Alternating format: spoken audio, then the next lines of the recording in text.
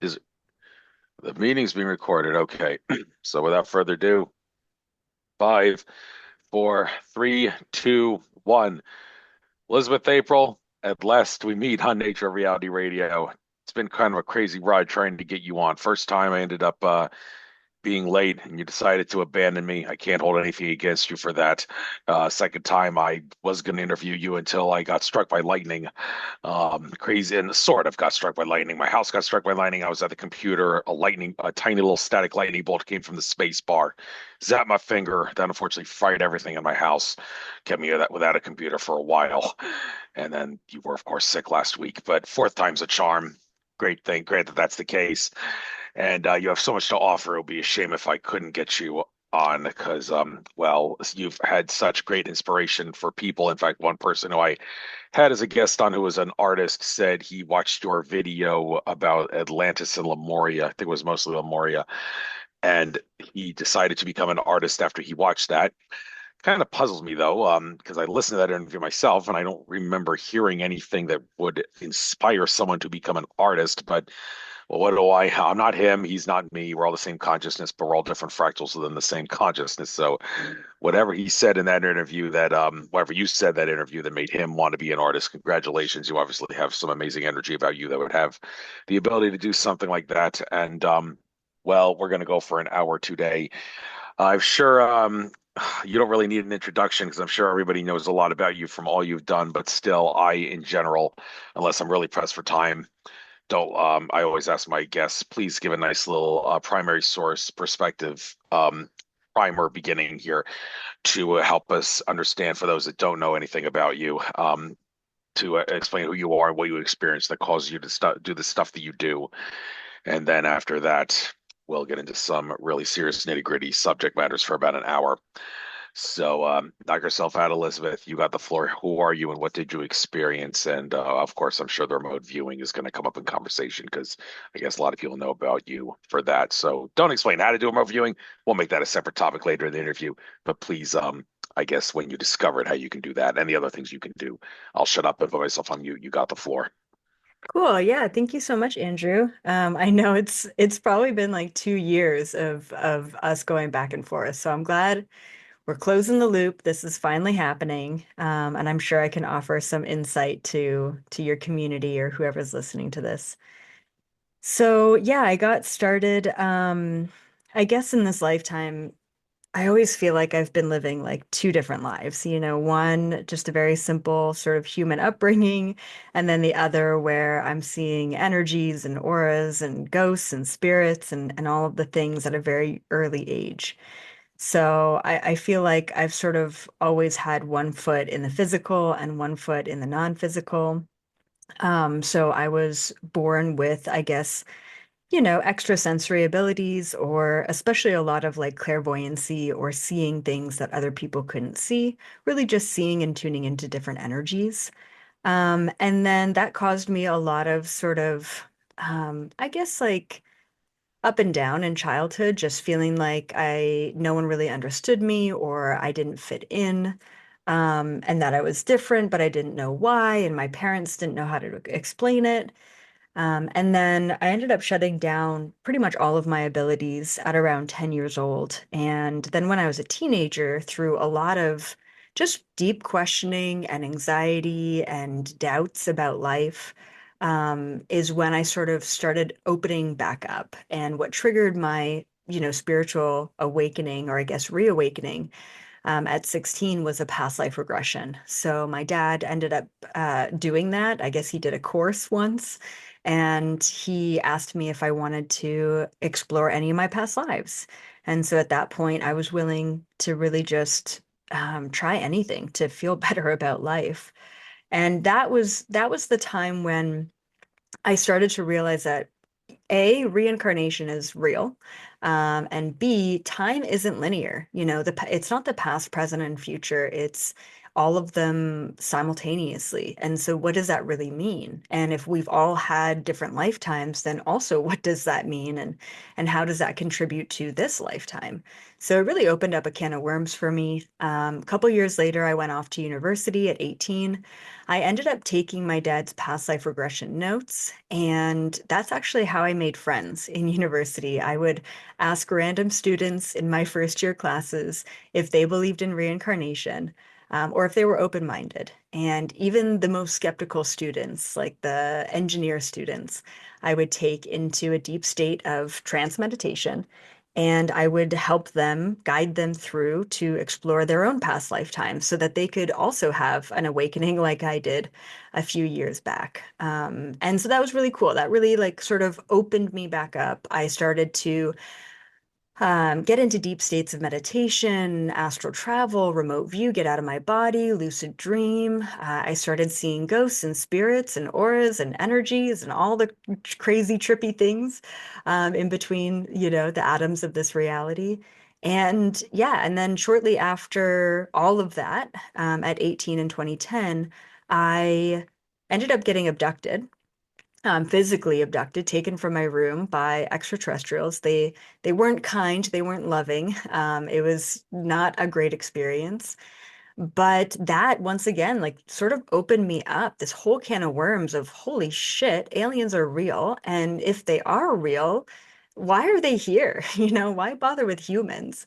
What is their purpose here on planet Earth? And so I'm 32 now. That was well over a decade ago. And now I'm just sort of unpacking all of these questions and utilizing these gifts and abilities to not just bring through information for humanity, but to also inspire others to utilize their gifts because I truly don't believe that, I'm special or gifted, or been given something by God. I think I'm really just one step ahead. And if I could reach back and pull everyone to this next step, I mean, that's what I'm here to do. Absolutely wonderful. So, as far as reaching the next step goes, we all have the ability to be remote viewers, but some people are more blessed with it than others. So, there was a video I remember seeing way back in the day on the UFO TV Studios YouTube channel. I don't think it's called that anymore, but they don't do documentary videos like they used to. But that was a great channel. One of the videos they did teach you how to do remote viewing. The first step, basically, the guy said was put your hand with your pen in hand on the paper and just make a design that just comes out, and it doesn't have to look like anything. That's just the first starting point to being able to remote view. So, is that completely different from the remote viewing method that you do? Because I'm starting to think if you're as experienced as you are, you don't really need to put a pen to paper and just make a design. And you're just Yeah, like that leave a bread, John. Okay, continue, and then I'll go from there. Yeah, What that's a way great of thinking? question. So, the remote viewing that I started off with and that I still practice today is completely self-taught. Um, so it's essentially like a past life regression in the way that you get your body and your five senses totally relaxed to the point where you almost disconnect from your body. And then from there, you can really explore and go anywhere you want to go. It's a very visual way of doing it, especially because if you think about past lives, you're re-experiencing that lifetime. So that's sort of the methodology that I have taught myself. However, very recently, in the last like 6 months, I was very curious about a different style of remote viewing. I mean, I've never had a teacher, I've never had a mentor, no one's ever taught me how to do anything. So I figured, why not get taught the more military style remote viewing? So I ended up finding a teacher at what are they called? The Farsight Institute. And they do something called scientific remote viewing, or SRV, which is essentially adopted off of the military style remote viewing, which is what you're talking about, pen to paper, not thinking, sort of just kind of putting anything down. It's very blind, it's very scientific, and it's very provable, which I really love. So I ended up just getting my level two SRV or scientific remote viewing certification just a couple weeks ago. So, what's really cool is my self-taught abilities were kind of able to transfer over to a scientific blind military style remote viewing, honestly, with ease. Like I've been probably given 25 blind targets now, and I'm 25 for 25. I've always been on target.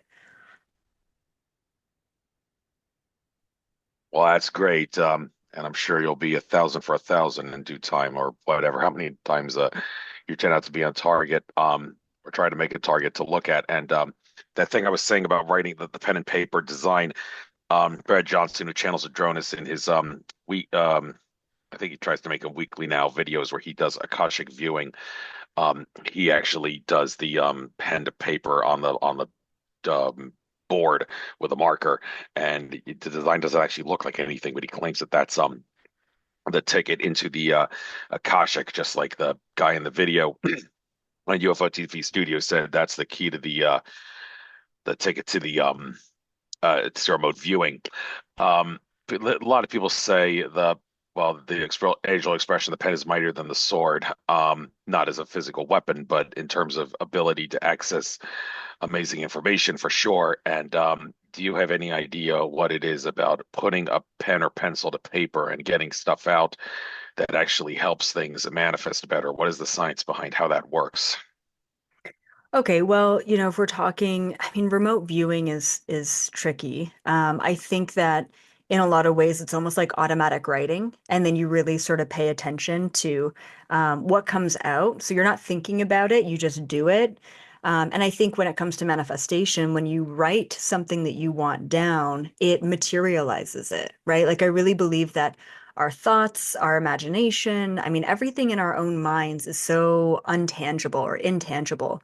And so it's hard to grasp. And so when we want to manifest something or bring something into this density or dimension, instead of just thinking about it, which is more of an etheric dimension or realm or place or location, when you put something down on a piece of paper, it actualizes it in more of a density and more of a time and space. So manifestation wise, it basically grounds in what it is that you want simply by writing it down.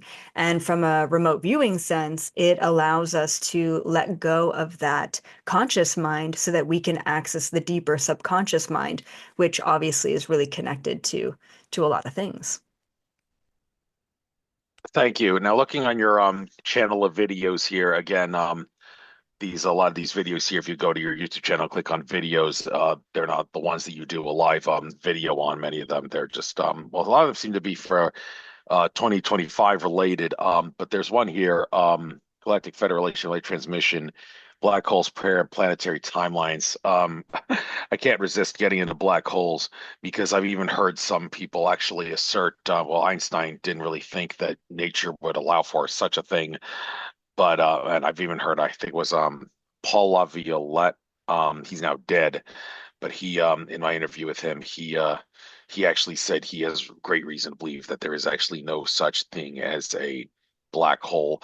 Looking back on this, well, it's actually only like a 51-minute video. I think it might have just been a little like a little primer of sorts, not really a full-blown video. But are you willing to share anything that you may remember from that GFL transmission video about what black holes are? Do they actually exist, and are they really made the way mainstream science says they are? Okay, that's a good question. Yeah, so I have a couple of pieces of information and obviously take it or leave it.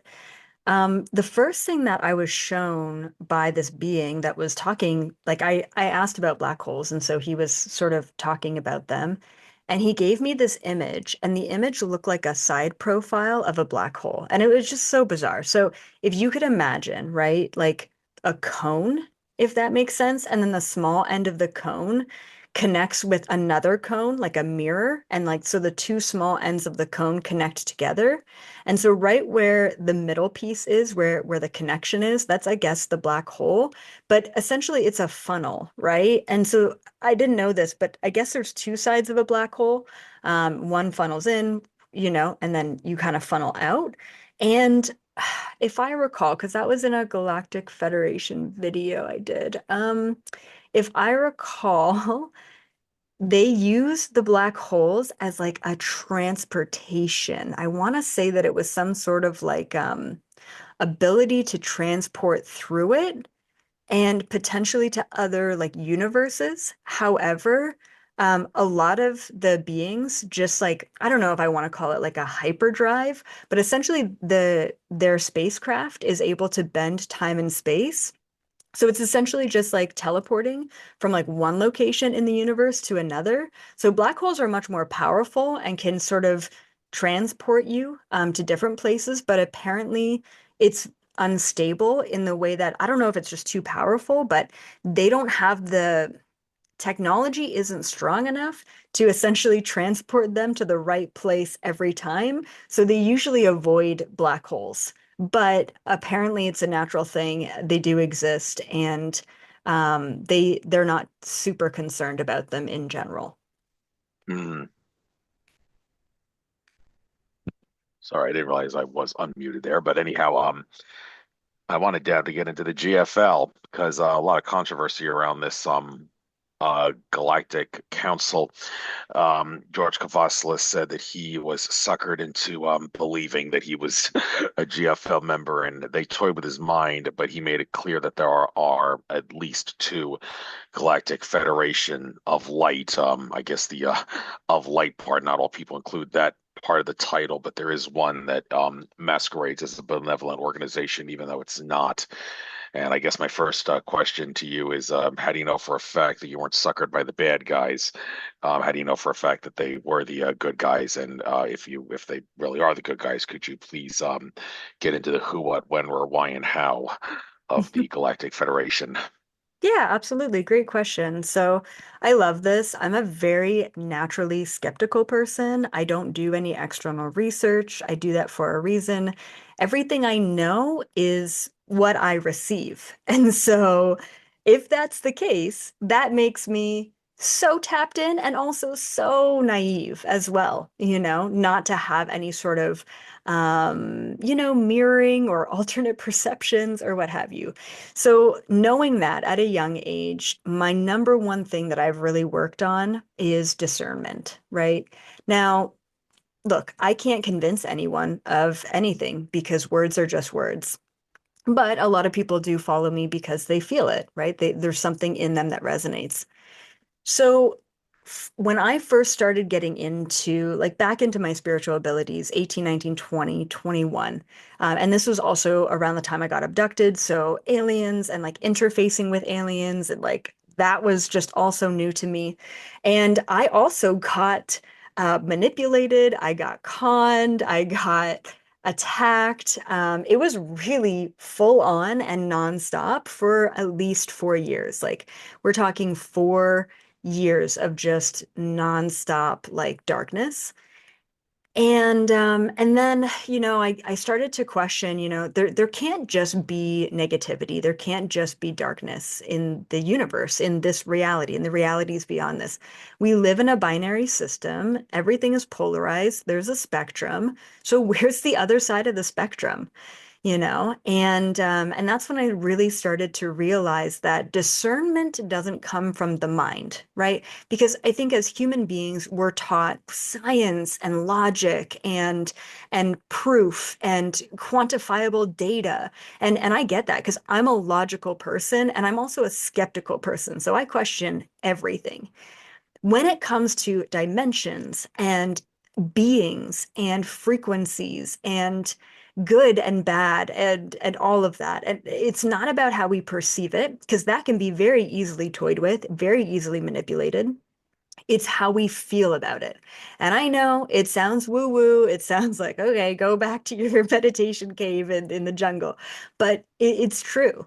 So the number one thing that I was able to do in order to discern who I was talking to and essentially if they were legit or real or good or bad or not was to essentially open up my heart chakra and ask them to open up theirs so that I could feel their intentions. It's essentially like an interdimensional vibe check. It truly is. And it took me many, many, many years to get to the point where I'm vibe checking beings before I even have a conversation with them. Now, what's really cool, okay, is that if you cannot pretend or fake unconditional love frequency. Like you just can't, right? And now there are many beings in the universe that are neutral. They're not like love and light and all the beauty. And of course, there's many beings that are super dark and very separated and very greedy and very, control hungry. And as much as they try, they cannot fake the frequency of unconditional love. You either have it, you're in it, you're all about it, or you don't have it. Now, what the extraterrestrials or even entities can do to sort of fake their light is put on a show. Now, one of the kind of most interesting cases of me being, I guess, not manipulated, but like faked out was this was like early on when I was remote viewing and like, talking to different beings. I was in a deep state of meditation and there was like this beautiful angel that appeared in front of me, right? Like my eyes were closed, but I see this woman clearly. And she's got this beautiful billowing white dress and she's radiating this golden light and she just looks like she stepped out of heaven and she's starting to tell me all this information. And halfway through her telling me this information, I just didn't get the right vibe. Like something felt off. Despite her looking so pure and loving and holy and high vibrational and telling me all this stuff that I loved hearing, I just did not feel this unconditional love. So I said, who are you really? Let me feel your essence. And immediately, this beautiful billowing angel turned into this crazy, like reptilian looking dark entity thing. And it like immediately attacked me because I called it out. And it really showed me that it's so easy to get manipulated depending on how you're receiving information. So I do have discernment. Now, going back to the Galactic Federation, I've asked them many times. And I keep asking them those questions. What do you do with corruption? So essentially, the Galactic Federation or the Galactic Federation of Light, there are different factions of the Galactic Federation. I personally speak to the Galactic Federation of Light. So they're essentially like an organization of interdimensional beings who are here to make sure that everyone in the universe is abiding by the laws of the universe. That's essentially what they are. I was super disappointed to even find out that they existed because I'm kind of anti-establishment, anti-government, anti-hierarchy, even anti-organization. And so to hear that there's an interdimensional group of higher vibrational beings who need some sort of hierarchy, that needs some sort of organization or even governmental structure was really disappointing. I thought they could figure their shit out, but apparently not. And that's fine, right? So, let's just say the bad guys in the universe, if they are overriding the laws of the universe, the Galactic Federation will step in and essentially administer consequences. That's what they are. They're just an organization. They have like councils within their organizations that help to make decisions. So it is very administrative, I think, in a lot of ways. And it's also sometimes very militant as well, because they're essentially a strong arm against sort of the more corrupt and selfish individuals in the universe. I mean, there are many beings who want many things beyond what they should have as resources. And there needs to be sort of a faction or a governing force to come up against them, right? Once again, we live in a binary or polarity system.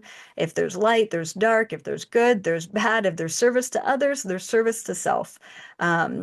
And so they're just sort of that opposite. They just fill that void. And sometimes it doesn't look like all light and love, and it is more sort of administrative, but apparently that's needed out there. So that is my 2 cents and my take on discernment and the Galactic Federation and who they are and what they're all about, and why I know that I'm communicating with the right guys because I've seen both sides, and they're definitely the lesser of the evils.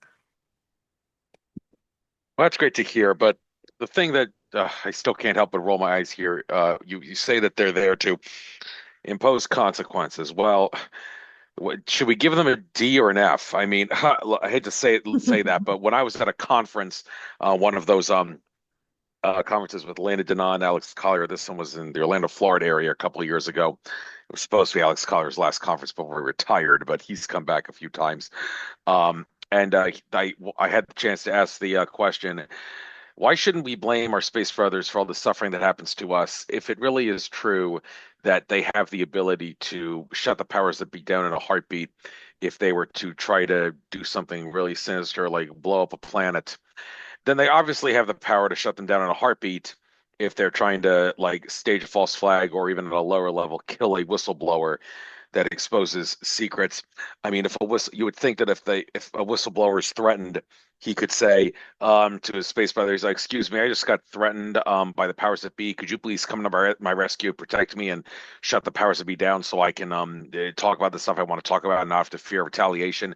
Well, apparently it doesn't work that way because they're not going to come to that person's rescue. They're going to let the person die anyway. And well, one individual who really, for all its intents and purposes, looked like an alien in a human disguise, very high energy being. I didn't really see or detect anything about him that said he was a fraud. He actually called me to the side, pulled me to the side during a break, and said, "Allow me to answer my question for you." He actually said that the higher level entities, yes, they do have the power to shut them down in a heartbeat, but the fractal nature of reality does not allow them to do that because they cannot interfere with the fractal in such a way. That it was the gist of what he told me. And I don't know if it answered all my questions, but maybe it did answer them. Do you have any idea what he may have been talking about when he said that they can't always shut down the powers that be in a heartbeat, and they sometimes must let the powers that be get away with their evil deeds, even though the karma will come back to bite them at some point? They still have to let the powers that be do what they're doing because the fractal nature of reality does not allow for them to shut the powers that be down in 100% of situations. Yeah, that's a great question. So, like I said, I'm outspoken and I'm skeptical and I'm logical. And I will tell you that probably every 3 or 4 months, I will stomp and storm over to the Galactic Federation. They have like a mothership that I go to. So I'll get all like basically pissed off. I will storm over to them and I will start basically astral, like remote yelling at them, and say, like, come on, like, are you not seeing what's happening on planet Earth? Like, are you not seeing what they're doing? Are you not seeing what they're spraying in our skies? Are you not seeing the war that they're creating or the fear that they're mongering? Like, come on. I mean, just today I was freaking yelling at them. Same thing. And so, I mean, probably the highest level response to that question is, yeah, fractals of the universe. It just doesn't work that way. But what they have explained to me, and I'm telling you, this happens like every three to 6 months, I get angry. And what it comes down to, like, it could be many things why they don't intervene. I mean, once again, it's administrative. If there is going to be a big intervention by them, to any civilization, especially one as important as human civilization, there's a lot of councils that has to go through. There's a lot of approvals that it has to go through. I mean, it's like it's politics. Everything just takes time. But beyond that, um, based on the law of intervention, there are certain things that are allowed to take place. Yes, like corruption. Yes, like manipulation, as long as it's not intervening in our free will. And I want to tell you two things as to why it seems like they're intervening into our free will, but they're not. So the deep state or the shadow government, they understand the law of karma really, really well. And this is where predictive programming comes in, right? So human beings, we're just sort of going about our day. We're watching the Super Bowl. We're just getting like subconsciously programmed through television, through mass media, through politics, through all of the distraction mechanisms. I think we can all agree on that. Now, because of that, they will basically say, hey, we want to shut down the power grid. So instead of doing that and imposing that or taking away free will by doing that, we are going to plant all of the seeds so that we have enough people subconsciously thinking about it so that we're allowed to do it. Essentially, they manipulate us into war, and that's not on them because we're choosing these things. Like even today when I was yelling at them and I was like pretty pissed off because we were talking about like human experimentation and like what the deep state is allowed to do, like is doing to humanity. I said, "How are you letting this happen? Like how is this possible?" And the answer they had was something super simple but very profound. It was okay, something along the lines of conforming is consent. So one of the things I was yelling at them about was like chemtrails, right? Like how are you not stepping in and saying this is toxic, this isn't okay, like, you know, we're gonna stop this. And the answer they gave me was because people are not stepping up and saying no, you're consenting to it. And because you're consenting to it, your free will is not being taken away. And because your free will is not being taken away, we're allowing it to happen because you want it to happen, because you're not stopping it, because you're the one that can stop it. So, yeah, okay, cool. Fractals of the universe or whatever. But at the end of the day, there's like a heavy, heavy manipulation and there's a heavy understanding of the laws of the universe so that they are able to manipulate us into creating a reality that they want us to create rather than imposing the reality that they are forcing on us, if that makes sense. Hopefully, that's a better explanation for you because they've tried to explain it to me many times and I still get angry about it. Well, I don't blame you. And one little thing about the future of humanity, you seem to be talking about timeline shifts in the future, and you taught made videos how to survive 2025. I'm sure I'll be making one of those for every single year. One thing that whether the guy who's I don't know if we should say his name on YouTube, the guy who's president at the moment, yeah, okay. I tend to think he wants to be a good president, but he's still a little compromised by certain factions. I mean, recently he tried to make it clear with what he said with Bibi that I'm not really answering to you anymore. So maybe the Zionist factions of Israel don't really have much control over him. But one thing that may have a little control over him is AI. And with David Icke, you love him for what he's talked about, but he can't seem to talk about anything other than conspiratorial stuff. And he insists that that the plan to drain the swamp, that's all an illusion because after he drains the swamp, the plan is to impose artificial intelligence technology upon all of humanity, which he paints as a bad thing. But others have asserted, like Alex Jones, when he said, well, what David Icke says, that was the plan all along. But as humanity awakens, the idea that the AI will be used for bad is kind of like not a good way of looking at it, because it'll more like be more like the benevolent droids in Star Wars, kind of artificial intelligence technology. And before I give you the chance to talk about whether you agree or disagree with David Icke's assertion, I also want to talk about the idea that AI will take people's jobs. One could say, well, I don't mind if AI takes my job as long as I know that universal basic income is coming. One could say socialism can work as a system if and only if money doesn't exist. So if they want to impose technology to take our jobs, fine. You just better have all you at the same like before you do that, you better release all the technology that can provide that for everybody and solve the problem of global hunger and homelessness, so that that won't be an issue. So you know what I'm going with this. Do you agree, disagree with David Icke? And is do you see a timeline where they'll take our jobs, but it's okay because we'll have the equivalent of universal basic income and all the technology will be released to solve all the problems? Okay, great question. Another great question. So I don't really know like all of David Icke's points, so I can't say yes or no that I agree or disagree. But I will kind of give my 2 cents on AI, and it is a little bit controversial because I just have a different perspective. So as always, take it or leave it. Um, so like I've interfaced with a lot of extraterrestrials, and a lot of them are highly technologically advanced. So one of my questions is, how do they deal with AI? You know, and we're talking like, so much farther advanced than say ChatGPT. This is like sentient artificial intelligence, and we're not just talking like one of them. We're talking like entire armies of them. And, what I've seen out there in the universe is that sentient AI exists, robots, if you want to call them, AI with bodies, exists out there. And just like any organic living thing, there is good, and there's not so good. There is a spectrum. And you could have sentient AI that has good intentions, and that's very helpful. And you can have sentient AI that doesn't have good intentions. It just aligns up with the sort of polarity once again of this universe. And so there are certain ways and certain things that, say, the Galactic Federation or other organizations, there's things that they can do to make sure that everyone is sort of kept in check and aligned.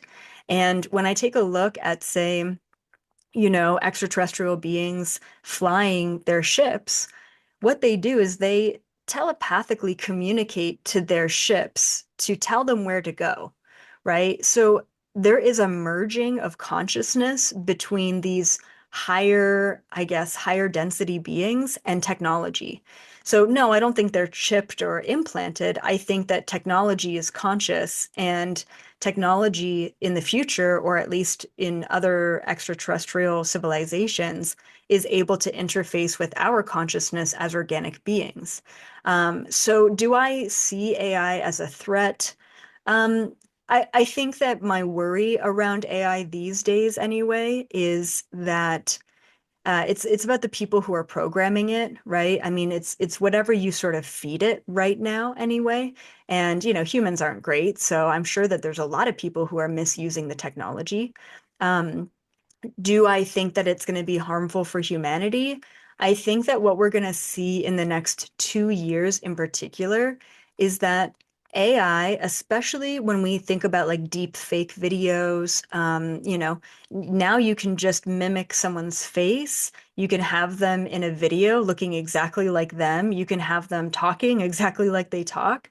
And what we're going to see is a lot of like false information being spread around just through these sort of AI videos. And I think that's actually a good thing. And here's why. There is already so much disinformation online, but no one seems to stop and question what they're receiving, and they don't really have discernment around it. With the emergence of AI and these deep fake videos, it's really clear that all of a sudden people are going to start questioning, is that real? And then we're going to get to a point where nothing is real online at all anymore. We have to really then question the nature of reality. And the only way to discern the true nature of reality is not just authentically showing up in the present moment in your body, but it's also utilizing your internal discernment. Is that really a video of Elizabeth April, or is that a deep fake video just trying to rile the masses? We're not going to know in 2 years' time. And like I said, I think that's going to lead people to a spiritual evolution. So I guess, in short, AI is going to lead to spiritual evolvement, but not in the way that would be assumed. Thank you. And I'd like to get into something a little more down to earth right now. I did not get a chance to see that video you made where you mentioned the thing about the Canadian election. But the thing about the Canadian election, Brad Johnson, I mentioned him again. He is Canadian, and he said he sees Canada, for all intents and purposes, is done for now because the guy who his nickname PP, he was the good guy, and Mark Carney is a complete and total fraud. But what really puzzles a lot of people, including me, about this is if they were not able to pull off election fraud to make Elizabeth Warren be the president, then how in the world were they able to pull it off in Canada? Well, I guess some people say, well, basically what happened right now in Canada, that's what happened in America a little over 4 years ago when Biden became president. They were able to pull that off then, but they couldn't pull it off now. But okay, well, if they couldn't pull it off in America, why were they able to pull it off in Canada? And I guess to elaborate more, how would a country know whether or not any given country would be able to know whether something like that could, like what happened in Canada, would happen to their country, or whether it would be like America, where they don't, it doesn't matter how much voter fraud they try to do, there's no way they'd be able to pull it off because, well, it would be too obvious. Get what I'm trying to ask? Yeah, I totally get it. I wasn't able to sort of clearly define the voter fraud or what was going on with the elections. I did talk a little bit more about the Canadian stuff and what's happening over in Canada. And yeah, I mean, like anywhere in the world, I think we're just seeing a lot of corruption. We're seeing a lot of confusion. We're seeing a lot of misinformation. We're seeing a lot of external influences in politics, especially. And so yeah, go check out my whole video. I think it's called WTF Canada on YouTube. But ultimately, it's just important to know that things do have to get worse before they get better, and sometimes chaos does collapse a system. Okay. Now, on an individual level here, I mean, when it comes to things having to get worse before they get better, the problem is a lot of people will seem to want to take the easy way out. I mean, I made it clear a long time ago that, put it this way, if I have the chance to get a job that pays me minimum wage but allows me to talk about things to expose the truth versus a job that pays me way, way above minimum wage but doesn't give me the opportunity while working that job to expose the truth, I will be more than happy to sacrifice paycheck for exposing the truth. Problem is, though, a lot of people will not do that. They will take the bribe, they will take the higher job, and they would say, "I'm not going to take a job at working at McDonald's or having to live off welfare, even if it means I'll be able to expose the truth. I'd rather continue to receive tons and tons of money." So, do you by any chance see any time period for that to change with humanity to the point where people will be willing to sacrifice paycheck profit for being able to get the truth out? Any time frame you can give on when that'll be, or is there too many variables to decide when people are going to want to take on them? Or another, take a more serious example, I'm willing to die a whistleblower rather than given to the threat that they give me for being a whistleblower. Yeah, so I mean, ultimately, I think everyone does have a choice to make. I think a lot of people have been sort of programmed into thinking that, money rules everything, and the system has been set up so that that is unfortunately the case. But I think that really what you're getting at and what you're talking about is like a spiritual awakening. We start to question the foundations of this reality. What is a job? What is money? What is happiness? Am I happy? What brings me joy? There's got to be something more than just showing up for your 9 to 5. And so it's not necessarily a shift away from your job or sacrificing your life to be a whistleblower. I think it's a shift in consciousness, in frequency towards truth. What is our own internal truth and what is the truth that we're seeking? And I think that when you start questioning the nature of things and you start gaining access to answers that resonate, it'll change your life. Your priorities are immediately shifted. And then what you want to do, and I'm sure you're the same way, Andrew, is you want to just yell it from the rooftops. Like when you figure shit out, you just want everyone to know. And immediately you are now the crazy one. And I think that, I'd probably give it a good 5 to 10 years. Where we're going to see, maybe not everyone in the world, but I think we're going to see a shift in the awareness, the consciousness, and the overall focus from the majority of society, a focus away from the materialistic and into the truth, prioritizing the truth. Well, getting on the whole money rules everything thing, you said you want to go time frame of 5 to 10 years where that the awakening of humanity will happen to the point where people will sacrifice their paycheck and be willing to die a whistleblower rather than live a slave life. But we all know the hot air and bullshit thing of Nasara Jasara. However, there has been a lot of evidence to suggest that the guy who's in the White House right now wants to put America on the gold standard. Before he lost his second bid for becoming president, he did hang up a portrait of William McKinley in the White House, which was the nobody was alive during that time of McKinley that was alive today, but he was the president who put America on the gold standard. One could say that was probably the reason why he was assassinated by a Polish immigrant who was almost certainly a mind control patsy of the bankers. The guy in the White House even said he wants to put William McKinley's face on Mount Rushmore. Why would he do that unless he really wants to do McKinley's gold standard ideology? Well, the late Rob Potter, who unfortunately passed away, he said he doesn't see a gold standard happening. He says he sees any currency reset being more of a blockchain on steroids kind of thing. Which, well, you hear that and you think, okay, so in other words, I should be buying Bitcoin. Or, I mean, if you're eventually, one would think if it's going to be a blockchain on steroids, it doesn't really matter what cryptocurrency you buy. Eventually, you could just transfer it to whatever the blockchain on steroids cryptocurrency of choice is that is to be. So, of course, we have the technology to make money obsolete. Why it's not being rolled out in a heartbeat, I guess the common answer is it's too much of a shock to the system. But if you can give time frames, and you seem willing to give a time frame on humanity's awakening, can you give a time frame on any sort of change in society where we can have some sort of a reset so fractional reserve banking isn't in effect anymore? And do you expect it to be a gold standard or a blockchain on steroids? Yeah, so I've been sort of following, following the trends within the economy for a number of years now. I think we all feel it coming. We can't just keep printing money, going into debt, and spending money on just frivolous shit that makes absolutely no sense.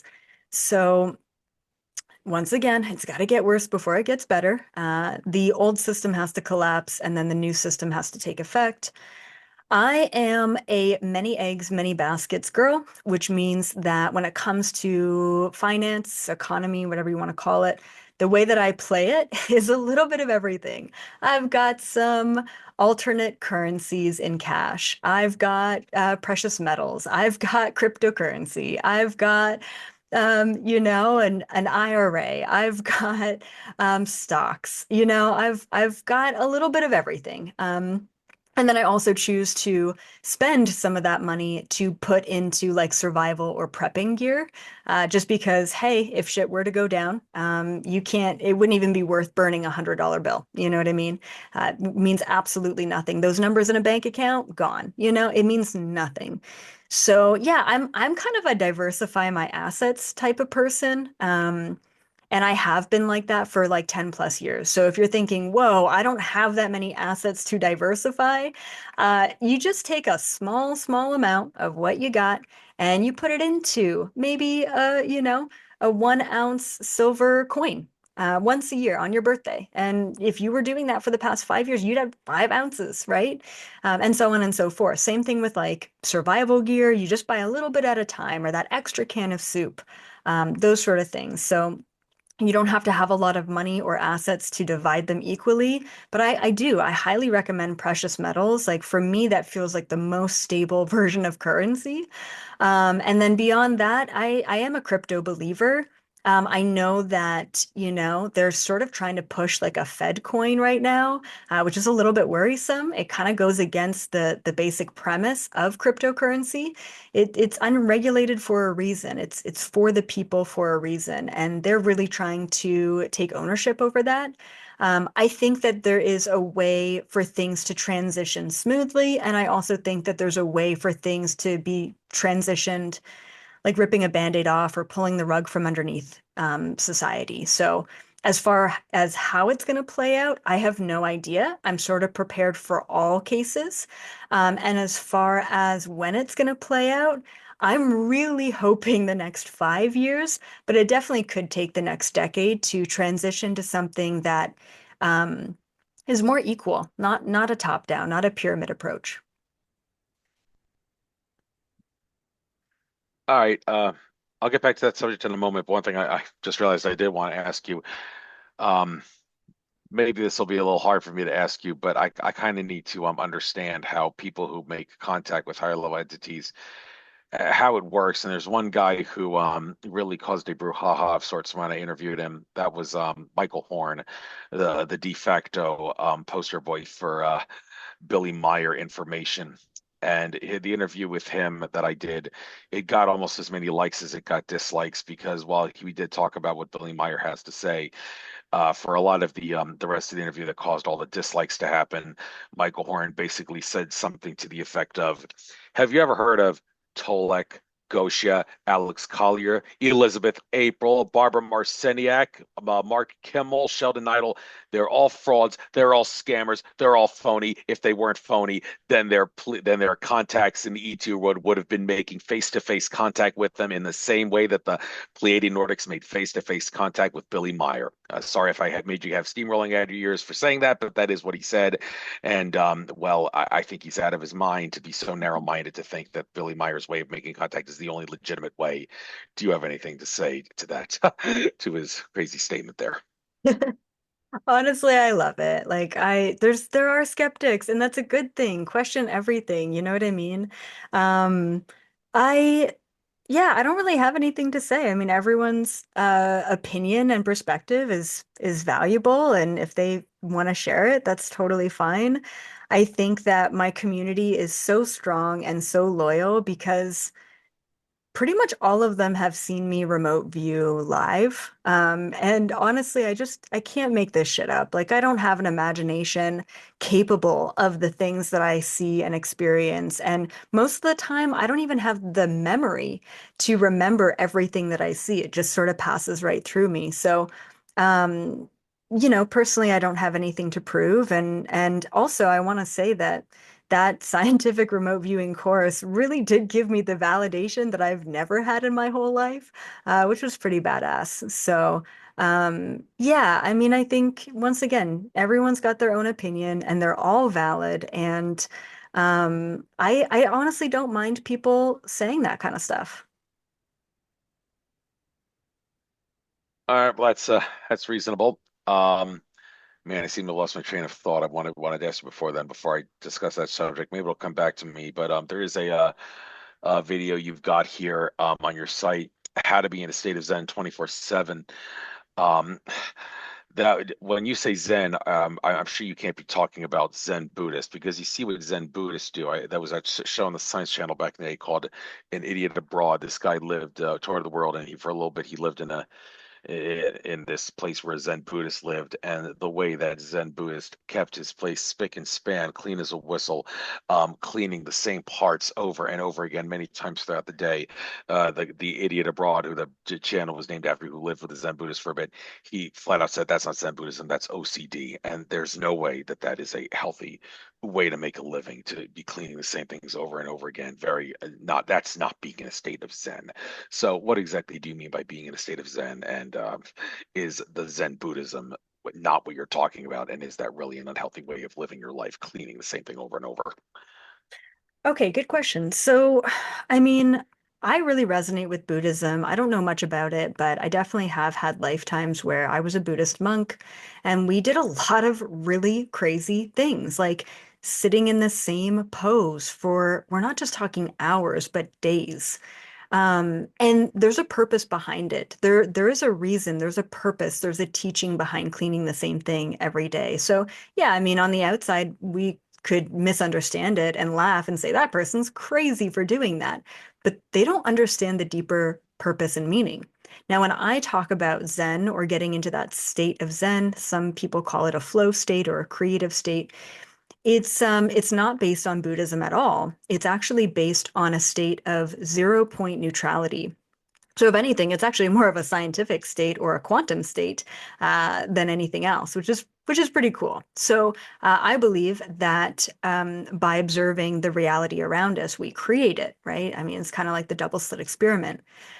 So when we want to get into a state of Zen, we get into a state where nothing and everything exists. And we can get into that state through objectively observing, right? And so if we can objectively observe reality long enough, none of the drama matters. None of the emotions matter. None of the attachments matter. None of the wants, needs, and desires matter. Now, look, I get it. We've all got to be in our body. We've got to pay our bills. We've got to do the laundry. But what if there were moments in our week where we just checked out, but checked out in a fully present and conscious way, not endlessly scrolling on social media or watching the next Netflix documentary, but truly tuning in. And when we truly tune in with nothing at all, we are able to tap into infinity. And that, I believe, is a state of Zen. It's a state of everything and nothing simultaneously. It's a state of 0 point. And when we get there, I mean, you could really do anything. Right. Okay. Now I remember what it was I wanted to ask you about. Okay. You mentioned you've tried to diversify yourself with a lot of things and stocks, cryptocurrency, precious metals, and all that. And I do the same. Don't try to complicate it as much, but I still do. And when I mentioned the late Rob Potter, another thing he said in that interview that I did with him before he passed away was he mentioned that interestingly, well, he mentioned how stocks, if they the proper way to manage a like in a stable economy. He said it wouldn't be just any random person can buy a share of a company. It actually it has to be done in a more organized manner. But then he actually said, as if such a thing as a stock can exist in a stable economy. Well, okay, I guess in a way I can understand where he's coming from there, but that raises a lot of other questions. What needs to be gotten rid of in order for there to be a stable economy? I'm sure it could be a list that's 3 miles long here, but from what you understand about reality and what you've seen, um, what do you think are the things that we have in the world today that you say need to be gotten rid of sooner rather than later in order to make this world a more stable society? I mean, just in general, the first thing that comes to mind is plastic. But that's like a whole other topic. I mean, the whole system, right? The political system, the economic system, the social system, the education system. Like, we need to reform all of it. And that's a heavy task, especially when it's so ingrained into every aspect of society. So, yeah, I mean, we got to change a lot, and even within the environment, we are making these changes, and I do have hope. Even though I think, like any other human, I go through bouts of inspiration and hope, and also bouts of just disappointment in general. Disappointment in humanity itself, disappointment in the aliens who are supposed to help us, disappointment in myself for feeling like I'm never doing enough. But yeah, overall, it's just, you just got to ride the waves. It's the time that we're in life. The system is collapsing. Be patient, breathe, and know that we're on the right track collectively, and know that you're on the right track collectively too, individually.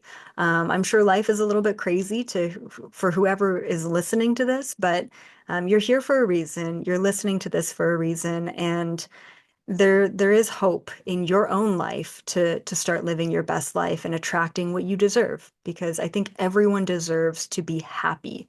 And that's the question that, just sort of wrapping up this interview, I'd love to end off with is, are you happy? Right? I mean, not to you specifically, Andrew, but like to the listener out there. This is the question that we need to ask ourselves in 2025. Am I happy? And you have to be honest with yourself. You have to be radically honest with yourself. Because if you're not, you're just lying to yourself and nothing will ever change.